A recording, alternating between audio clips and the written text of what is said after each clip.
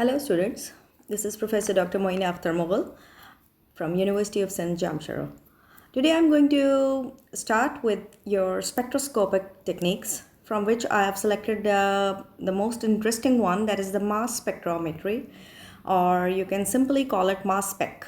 It is called mass spec. It's an amazing technique, and it is, you can say, a very reliable technique to find the molecular masses of different compounds, right? Different amino acids, large macromolecules like proteins, peptides, and etc. It is the very versatile technique, or you can say it's a versatile analytical technique to find the most of the, you can say, reliable. It's a source to get the structure of any molecule. It's the most reliable source to get the structure of any molecule. The second thing that is coming up, first of all, it tells you about the charge and mass, and the second thing that is coming up is the charge.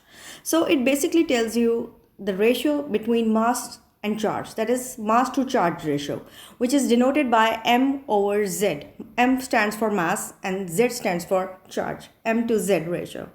So simply you are going to see that whether it is a single positive charge, or that is one positive charge, or double positive charges are there, right? So we'll be dealing with the mass and charge of the particular molecule. This is simple thing.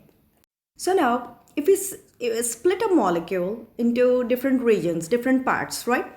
If you split up a molecule into different slicing parts, if you slice it from different regions, the slicing parts will also be detected or also be checked for the mass and checked for the charge ratio.